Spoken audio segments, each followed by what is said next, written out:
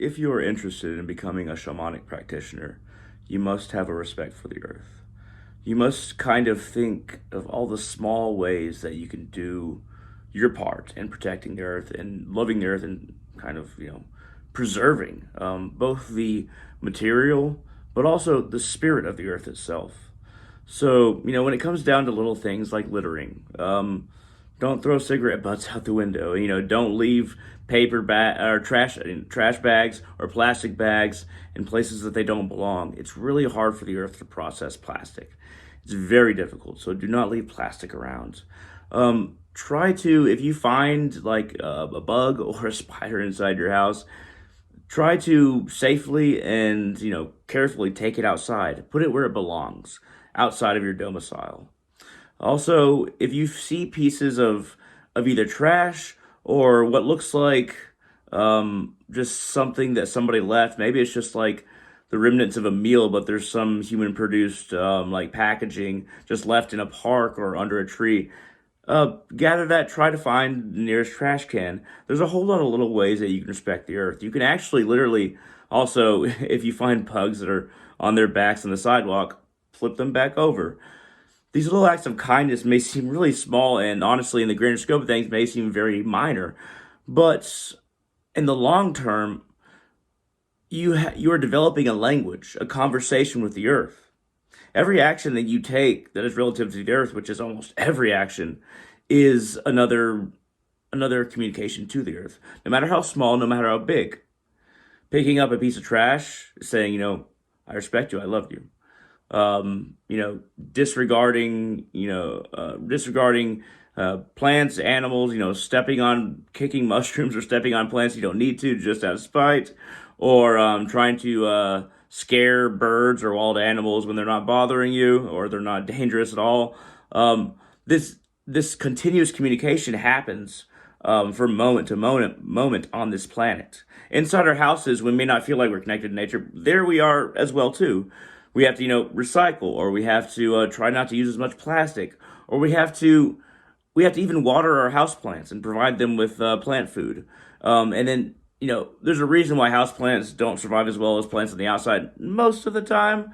It's because they're not in there. They don't have the same connection to Mother Earth. In a way, we've locked ourselves inside boxes at our houses, and of course, we don't have mud floors and stuff.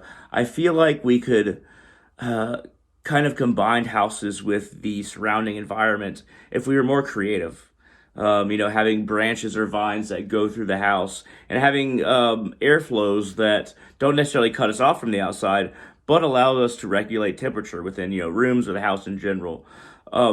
It's it's so weird that when you think of something like prison or jail, like you're in a box and you're locked in there. But we often lock ourselves inside our own houses, don't we? And our jobs. Granted, we don't have the ability to just choose whatever job we want, but we're in boxes there too. And we, for the vast majority of our human evolution, but also for the development of our human spirit, and what we respond to well, what we don't respond to well, and how we connect to things, it was all developed out there, outside of this box, outside of the boxes that we place ourselves in as human beings. It's the earth, while it's vast, its spirit is vast, its soul is also vast, but I mean, every soul is relatively the same, but its spirit, its life force is vast. Every time another human being is born, the life force, the prana, or the spirit, as I call it, is borrowed from the earth. Because in order to provide and make that child in the mother's womb, she has to eat food from the earth. Things have to be grown to feed the mother. And then when that baby's fed by food that's grown on earth, while it's in its mother's belly. And then when it comes out, it drinks milk from its mother that ate things that produce that milk. We often don't think of the little things that, I mean, like we rely on Earth for everything. We often don't consider Earth when we think about like breastfeeding or like a baby in the womb, or people who are engaged in civil discord, talking to one another, even debating. The platform upon which all debates are mounted is the context of our planet, of Earth. And that should be kept in mind in any business or any political dealings or communications. We don't respect the platform enough. We don't expect Mother Earth, that from which we borrow life and then give it back. But the spirit of Earth is vastly compassionate, far more compassionate than people think, because it's not just a dumb rock with a whole bunch of life on it. The Earth itself has a spirit, and we can connect to that spirit. As a shamanic practitioner, I've developed my own ways for connecting to it. I call the Earth Jora, and I've developed a number of ways to connect to it myself. Sometimes I might even use my own blood to connect with it, or I might draw various runes in the soil, or I literally just might place my hands on the soil, my feet on the soil, and try to ask for energy and see if I can open a channel to where the Earth's energy comes into me. But there's always that idea in the back of my head that, thank you for everything that you give me, even just the energy thing. There's this grander thankfulness that you can have that's always in the back of your mind, where no matter what you're doing, and especially the energy thing if you're connected to the Earth, but no matter what you're doing, you're always thankful for what the Earth provides. The elements can only operate on something that is, well, the spirit of Earth. But when we give our spirits back to the Earth, this is another great compassion that the Earth has for us. So, for a time, we borrow basically life force from the Earth. Not necessarily soul, but life force.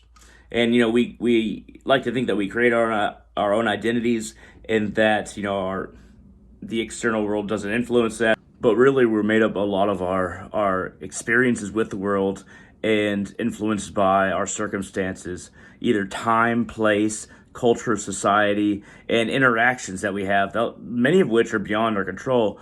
But regardless, what we do borrow from the Earth is spirit, is life force.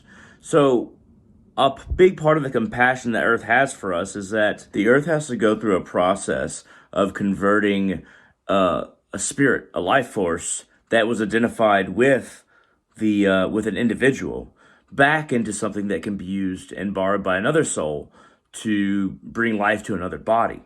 So what shamanic practitioners do a lot of the time, not all shamanic practitioners are the same or shamans are the same, but we ease the flow of energy, of the process that Earth is going through to convert a spirit life force identified with one body into, the grander reservoir that it has for us, so that another soul can access it and use that.